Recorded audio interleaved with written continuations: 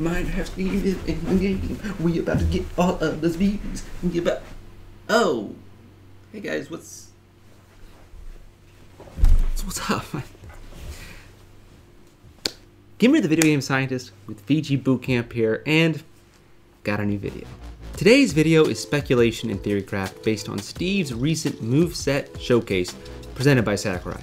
In the video, he said it was filmed in August, so there's a chance there will be gameplay changes, so just keep that in mind when watching. We have a week and a half before he releases, and I figured why not throw some speculations and theorycraft out there to really get everybody's brain juices flowing for how crazy this character is going to be. I believe Steve is going to have a very simple zero to death that works on most characters. It's this, して連続攻撃を与えるみたいなこともできます。 into this, 空中攻撃には into this. もしれないです。 Now, we only have clips from the showcase to use, so I'm going to have to break it down to you to give you a better understanding. Before we get started, I wanted to tell you I will be live streaming his release on October 13th. I have the YouTube link below, so make sure and click it and set a reminder for yourself. I'll also be streaming on twitch.tv/gimmer, so make sure and go there and give me a follow. All right, now let's dive into this. My zero to death has 3 parts. 1, jabbing the opponent across the stage at low percents. 2, comboing the last jab into a fair spike off stage. And 3, after the fair spike, covering up the recovery with blocks. Let's start with the jab part. His jab is very much like Mega Man's pellets, where if you hold A, you can start moving forward and backwards while spamming it, and you can even jump cancel it and start doing it in the air too. This move is really good. It's disjointed, can be spammed, and combos into itself. The only issue is his sword has durability, so if you break it, you're gonna have to use materials to make a new one. One thing about his jab that I don't think most people picked up on though, is that once you stop doing it, it pretty much has no cooldown and you can do whatever you want after it. It's active on frame 4, and in this clip, Sakurai is able to transition into forward smash on frame 16, meaning that it's 15 frames total. This is the exact same frame data as Game & Watch's jab, which is safe on shields. But what's important about Steve's jab is that it puts people into a lot of hit stun, and at low percents it links into itself, and it puts the opponent into non-tumble knockback. What this essentially means is you pretty much can't DI or SDI it, so we know that it's pretty much going to link into itself very easily. The thing is, in the showcase, it seems as if Sakurai held A, which means the jab was basically coming out as fast as it could over and over again. So when he was comboing Mario with it, he kind of started popping up.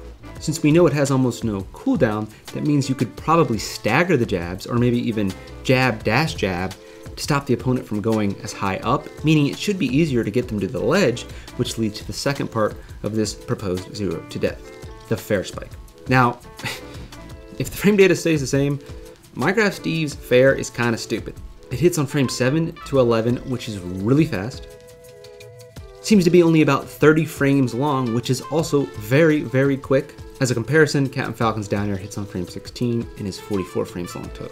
And on top of this, in the showcase, Steve was like inside of Yoshi when he did the fair, and it still spiked, meaning hitting the spike is pretty easy.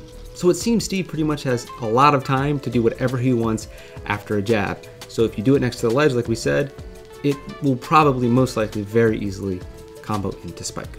That being said, in this scenario, the opponent will probably be between 20 and 40%, which means the spike might not kill them. But we have a solution for that. As I said before, his forward air has very low cooldown. What this means is that Steve will be able to act way before the opponent can. So what we do after the fair is, we try to drift towards the stage, fastball, and then buffer a block placement.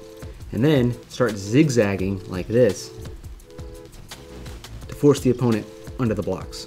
This should give you 2 to 4 rows of blocks between the opponent and the edge, which should make it virtually impossible for most of the cast to recover. If they try to double jump, they'll get bopped and be forced to up B. If they have a no hitbox recovery, a short recovery, or a tether, they should pretty much be out of luck. And if they have a good hitbox in the recovery and a long recovery, they still might have some issues recovering. On top of that, even if they're able to break through the blocks, they'll keep freezing on the way up, giving Steve time to react and continue the edge guard. This could even lead to another fair spike, which would be ridiculous.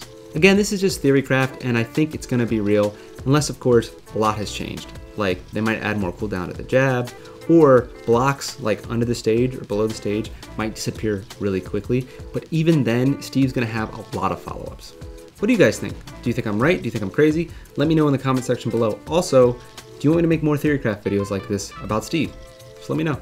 That's the video. If you like it, consider giving it a like. If you really like it, consider subscribing. And if you really, really like it, consider turning those notifications on. I'm going to be making a lot of videos about Steve 9.0 patch, and again, I'm going to be live streaming. I'm busy, I got stuff to do, so it's back to the lab with me. I'll see you guys in the next video or October 13th for that Minecraft Steve live stream. Uh-oh, back to the lab again. Oh no, back to the lab again. We messed up. Back to the lab again. Not again. Back to the lab again. Uh-oh, back to the lab again. Oh no, back to the lab again. We messed up. Back to the lab again.